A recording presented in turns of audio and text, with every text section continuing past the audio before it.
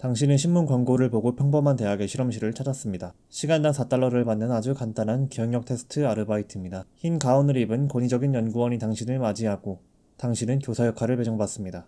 규칙은 단순합니다. 벽 너머의 학생이 단어 암기 문제를 틀릴 때마다 당신 앞에 스위치를 눌러 전기 충격을 가하는 겁니다.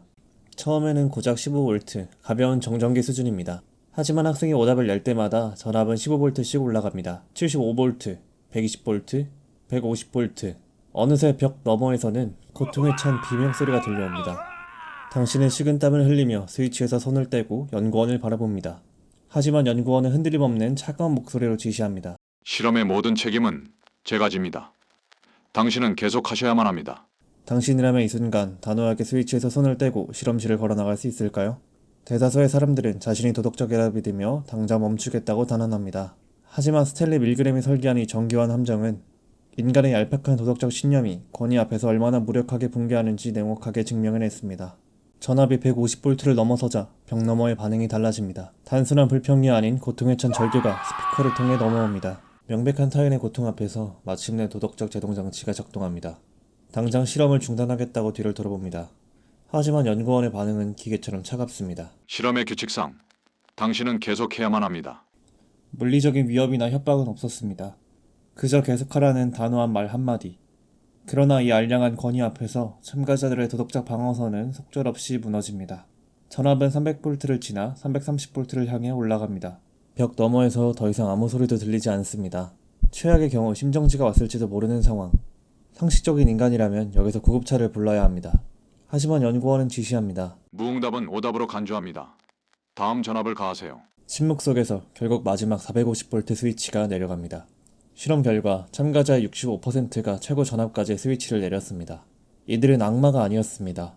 스위치를 누르며 벌벌 떨고 극심한 스트레스를 겪으면서도 그들은 연구원의 지시를 거역하지 못했습니다. 밀그램은 이를 대리인적 상태라고 정의합니다. 권위자의 의도를 실행하는 도구로 스스로를 격하해버리는 현상입니다. 실험실에 통제된 환경 때문이었을까요?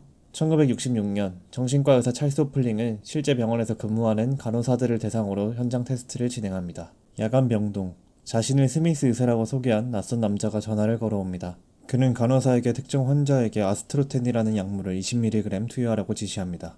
약병에 적힌 최대 허용치는 10mg. 지시받은 양은 환자를 죽일 수도 있는 치사량입니다. 병원 규정상 전화 처방은 금지되어 있었고 전화를 건 의사는 단 한 번도 본 적 없는 사람이었습니다. 전문 지식을 갖춘 의료인의 직업윤리와 낯선 의사의 권위가 충돌하는 순간 결과는 22명의 간호사 중 21명, 즉 95%가 지시대로 치사량의 약물을 주사기에 담아 환자에게 향했습니다. 약병의 경고문을 읽었고 규정도 알았지만 의사라는 직함이 주는 권력 앞에서 그들의 이성과 전문성은 완벽하게 마비되었습니다. 전화기 너머의 권위는 전문가뿐만 아니라 평범한 시민의 이성마저 파괴합니다. 2004년 미국 켄터키주의 한 맥도날드 매장. 매니저에게 자신을 경찰이라고 칭하는 남자의 전화가 걸려옵니다.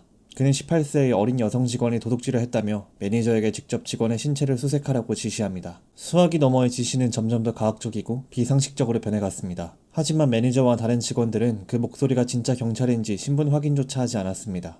그들은 경찰의 수사라는 명분 아래 자신의 직원을 창고에 가두고 끔찍한 학대를 몇 시간 동안이나 순순히 집행했습니다. 그들은 경찰관의 제복을 보지도 못했고 물리적인 강압을 받지도 않았습니다. 오직 경찰이라는 단어가 주는 권위 하나에 일반인의 도덕적 판단력은 완전히 작동을 멈췄습니다.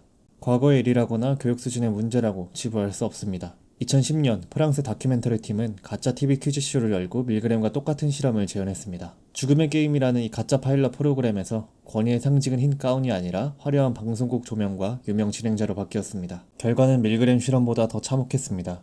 방청객의 벌칙이라는 연어와 함께 진행자의 압박에 밀려 참가자의 무려 80%가 치명적인 460V까지 스위치를 내렸습니다. 시대가 변하고 정보가 넘쳐나는 현대사회에서도 대중매체와 다수결이라는 새로운 형태의 권위 앞에서는 이성의 통제력이 더욱 쉽게 무너진다는 객관적인 증거입니다. 인간은 왜 이토록 권위 앞에 쉽게 굴복하는 것일까요? 진화 심리학적 관점에서 볼 때 권위에 대한 복종은 도덕적 결함이 아니라 철저한 생존 기제입니다. 원시시대부터 무리의 우두머리에게 반항하는 것은 곧 죽음을 의미했습니다. 여기에 인지 부조와 결합하여 파국을 완성합니다. 스위치를 내리던 참가자들은 어느 순간 깨닫습니다. 여기서 멈추면 지금까지 저 사람에게 고통을 준 것은 온전히 내 책임이 된다. 이 끔찍한 진실을 마주하지 않기 위해 권위자가 시켜서 어쩔 수 없이 한 일이라며 스스로를 도구로 전락시키는 길을 택합니다. 이러한 맹목적인 복종을 막기 위해 개인의 강인한 도덕성이나 의지에 기대는 것은 근거 없는 낙관론에 불과합니다. 수만 년간 각인된 생존 본능을 개인의 의지력만으로 이겨낼 수는 없기 때문입니다. 그렇다면 현실적이고 구체적인 타개책은 무엇일까요? 권위 압박에 짓눌리는 그 순간 의도적으로 시스템적 마찰을 발생시키는 것입니다. 항공업계에서는 과거 기장의 독단적인 권위 때문에 벌어지던 수많은 추락사고를 막기 위해 부기장이 의무적으로 기장의 결정에 의의를 제기하도록 만드는 CRM 시스템을 도입했습니다. 개인의 도덕성이 아닌 매뉴얼로 권위를 쪼갠 겁니다. 우리의 일상도 마찬가지입니다. 상사나 권위자로부터 비상식적인 지시가 내려올 때 즉각적으로 반응하는 대신 물리적인 지연 시간을 확보해야 합니다. 그 지시사항 서면이나 메일로 남겨주시겠습니까? 제가 10분 뒤에 다시 확인하고 말씀드리겠습니다. 단 한 번에 끊어내기. 이 짧은 지연 시간과 기록에 대한 요구가 우리 뇌를 지배하려던 대리인적 상태의 스위치를 끄고 마비되었던 이성을 강제로 재부팅시킵니다. 권위 앞에서 우리의 이성이 얼마나 쉽게 증발해버리는지 그 취약성을 객관적으로 인정하는 것. 역설적이게도 그것만이 450V의 스위치 앞에서 우리의 이성을 지켜낼 수 있는 가장 냉철하고 유일한 출발점입니다.